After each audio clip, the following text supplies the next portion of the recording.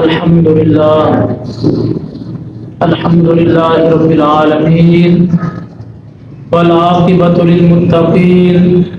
والصلاة والسلام على سيد الأنبياء والمرسلين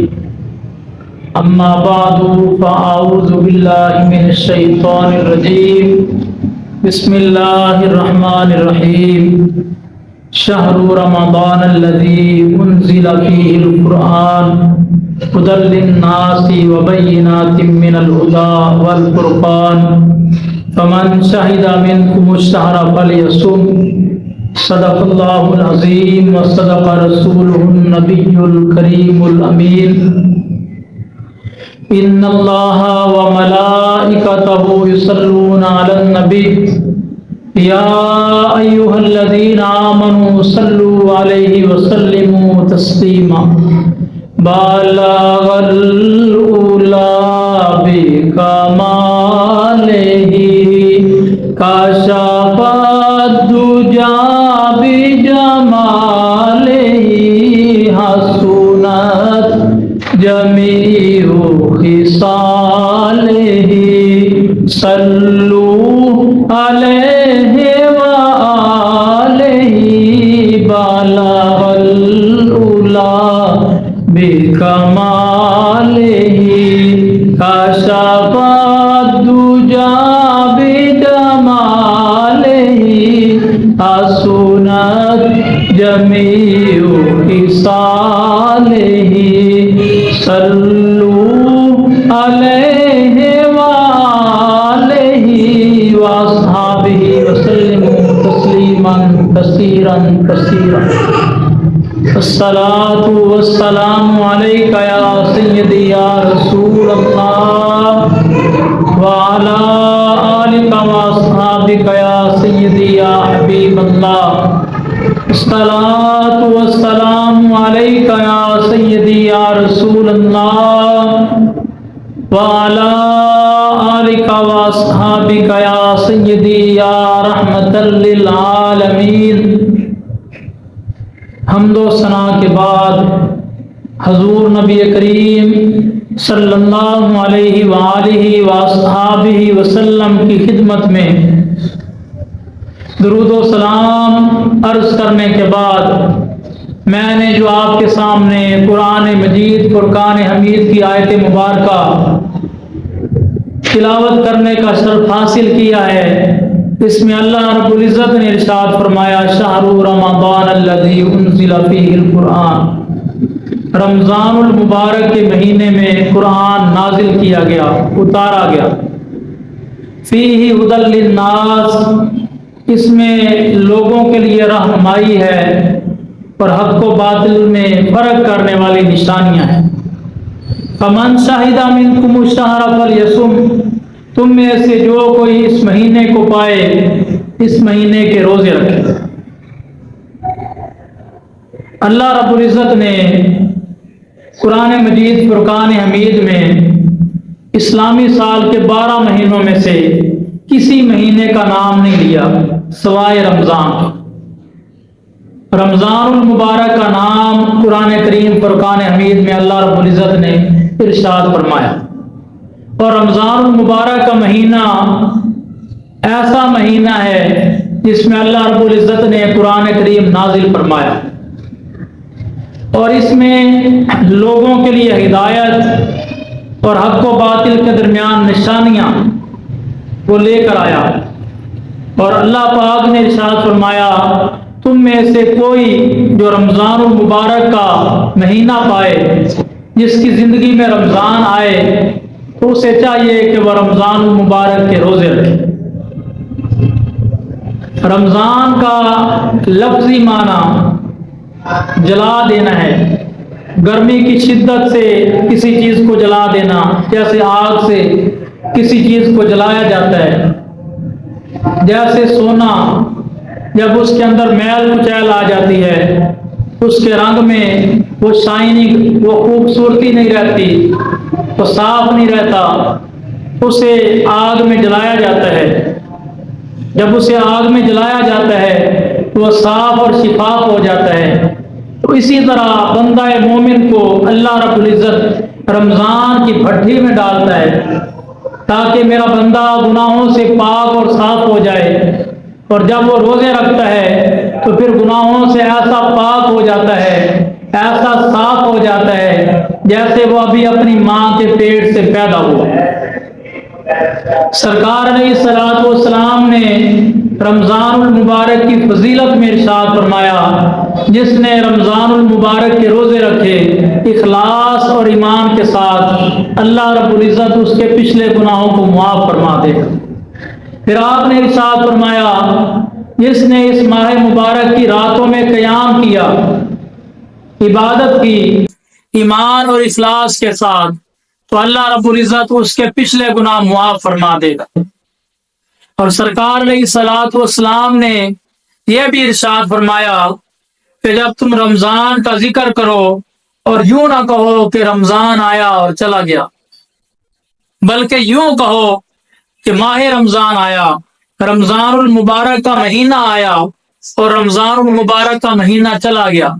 یعنی اس کا نام بھی ادب اور احترام کے ساتھ لو، کیونکہ یہ رمضان اللہ کے ناموں میں سے ایک نام ہے، اور رمضان، ماہ رمضان، یہ شہر اللہ ہے، اللہ کا مہینہ ہے،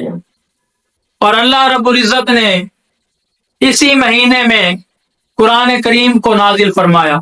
قرآن کریم کا نزول بھی اسی مہینے میں ہوا،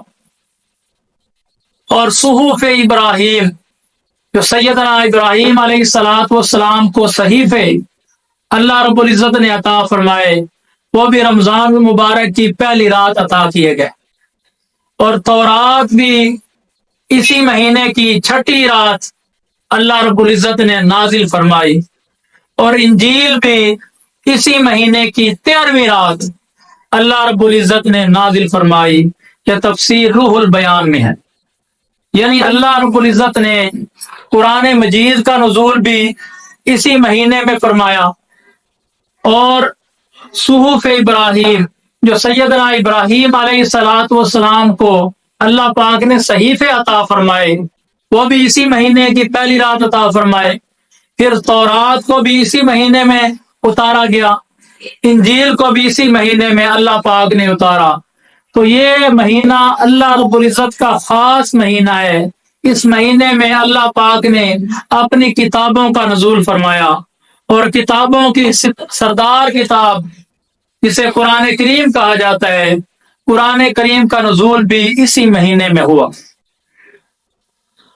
اور بارش اگر بنجر زمین پر ہو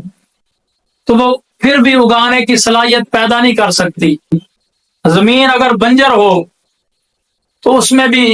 پودا نہیں اگ سکتا، فصل نہیں اگ سکتی، اگانے کی صلاحیت اس کے اندر بھی پیدا نہیں ہو سکتی۔ تو اللہ کے پیارے حبیب نے ارشاد فرمایا کہ ایمان والا ہو اور اخلاص والا ہو۔ جب ایمان کے ساتھ اور اخلاص کے ساتھ، یعنی زمین کو تیار کر کے اس کے اندر ایمان کا بیج بوئے اور اخلاص کا پانی لگائے، تو پھر روزے رکھے، تو اللہ رب العزت اس کے پچھلے سارے گناہ معاف فرما دے گا، اور اسے ایسا پاک اور صاف کر دے گا کہ وہ ابھی اپنی ماں کے پیٹ سے پیدا ہوئے۔ اور یہ رحمت کا مہینہ ہے، اللہ رب العزت اس مہینے میں رحمتوں کا نزول فرماتا ہے، اور سرکار علیہ الصلوۃ والسلام نے ارشاد فرمایا، اللہ پاک رحمت کے 300 دروازے کھول دیتا ہے، جنت کے دروازے کھول دیتا ہے، اور جہنم کے دروازے بند کر دیتا ہے، اور اللہ رب العزت شیطانوں کو زنجیروں میں جکڑ دیتا ہے، اور اللہ پاک کی رحمت آوازیں دے رہی ہوتی ہے کوئی بخشش مانگنے والا، ہے کوئی سوال کرنے والا، ہے کوئی توبہ کرنے والا، ہے کوئی ایسا، ہے کوئی ایسا۔ تو اللہ رب العزت اپنے بندوں پہ رحمت فرماتا ہے، تو بندوں کو بھی چاہیے کہ اپنے جو مخلوق ہیں، جو اس کے ہمسائے ہیں، اس کے پڑوسی ہیں، اس کے رشتہ دار ہیں، اپنے چاہنے والے ہیں، اپنے یا بیگانے ہیں، جو انسان ہیں، انسانوں کے اوپر مہربانی کرے، اپنے ہمسایوں کا خیال رکھے، اپنے پڑوسیوں کا خیال رکھے، اپنے غریب رشتہ داروں کی مدد کرے، اور جہاں جہاں بھی اسے کوئی غریب مفلس نادار نظر آتا ہے اس کو راشن دے، اس کو کپڑے دے، اس کو دودھ دے۔ اور سرکار علیہ الصلوۃ والسلام کا طریقہ تھا، معمول تھا کہ جیسے ہی رمضان المبارک کا چاند نظر آتا، حضور علیہ الصلوۃ والسلام کی رحمت جوش میں آ جاتی، سرکار علیہ الصلوۃ والسلام قیدیوں کو چھوڑ دیتے، آزاد کر دیتے، اور جو بھی سوالی آپ کے پاس آتا، حاجت مند آپ کے پاس آتا، آپ اسے ضرور عطا فرماتے۔ اور صحابہ فرماتے کہ جس طرح تیز ہوائیں چلتی ہیں، سرکار علیہ الصلوۃ والسلام کا دریائے رحمت اس طرح چلتا، آپ اس طرح لوگوں میں چیزیں تقسیم فرماتے، اس طرح آپ خیرات کرتے، اس طرح آپ صدقہ دیتے۔ تو جو بندہ چاہتا ہے کہ اللہ مجھ پر اپنی رحمتوں کا نزول فرمائے، اللہ کی رحمتیں مجھ پر زیادہ نچھاور ہوں، تو اسے بھی چاہیے کہ وہ بھی مہربانی والا معاملہ کرے، اپنے رشتہ داروں کو رزق دے، راشن دے، خوراک دے، اپنے بہن بھائیوں کے ساتھ اچھا معاملہ کرے، اپنے گھر والوں کو اچھا کھلائے، اچھا پہنائے، عید کے لیے اچھے کپڑے خریدے، رمضان کے لیے ان کی اچھی خوراک کا بندوبست کرے، اور ان کے لیے جتنا کچھ اس سے ہو سکتا ہے وہ بڑھ چڑھ کے کرے۔ جب وہ اپنے گھر والوں پر، اپنے بہن بھائیوں پر، اپنے رشتہ داروں پر ایسا کرے گا تو امید ہے کہ اللہ رب العزت بھی اس کو کھلا عطا فرمائے۔ اور علماء فرماتے ہیں کہ جب پانی تیزی سے جاتا ہے تو پیچھے سے بھی تیزی سے آتا ہے۔ جب انسان خیرات زیادہ کرتا ہے، اللہ کی راہ میں خرچ کرتا ہے، تو اللہ رب العزت بھی اسے زیادہ عطا فرماتا ہے، اللہ اس کے لیے خزانے کھول دیتا ہے۔ اور انسان جب گن گن کے رکھتا ہے، چھپا چھپا کے رکھتا ہے، تو اسے بھی گن گن کے دیا جاتا ہے۔ ام المؤمنین سیدہ عائشہ صدیقہ رضی اللہ تعالی عنہ روایت فرماتی ہیں کہ ایک دن میں کسی سائل کو کچھ دینے لگی تو میں نے یوں گن کے دیا، تو سرکار علیہ الصلوۃ والسلام دیکھ رہے تھے، اور سرکار علیہ الصلوۃ والسلام نے فرمایا، اے عائشہ اگر تو گن کے دیتی ہے تو پروردگار بھی تمہیں گن کے دے گا۔ پھر ام المؤمنین سیدہ عائشہ صدیقہ رضی اللہ تعالی عنہ فرماتی ہیں کہ پھر میں نے کبھی گن کے نہیں دیا، جتنا آیا میں نے دے دیا۔ تو اسی طرح پھر اللہ رب العزت نے بھی مجھے کھلا دیا۔ اور جو بندہ چاہتا ہے کہ اللہ مجھ پر رزق کی فراوانی کرے، اللہ مجھ پر رزق کی زیادتی کرے، تو اسے چاہیے کہ وہ صلہ رحمی کرے۔ رمضان المبارک ہمدردی کا مہینہ ہے، رمضان المبارک اثار کا مہینہ ہے، رمضان المبارک میں جو غریب لوگ ہیں ان کے ساتھ ہمدردی کرے، اثار کرے۔ اور رمضان المبارک میں اللہ رب العزت مومن کا رزق بڑھا دیتا ہے۔ تو ہمیں بھی چاہیے کہ جب ہمارا رزق بڑھ جائے، اللہ کی طرف سے فراوانی آ جائے، تو ہم کھلی خیرات کریں۔ ہم جو غریب لوگ ہیں ان کو کھلا صدقہ دیں، خیرات دیں، انہیں لباس دیں، خوراک دیں، تاکہ اللہ خوش ہو، اللہ کا رسول خوش ہو۔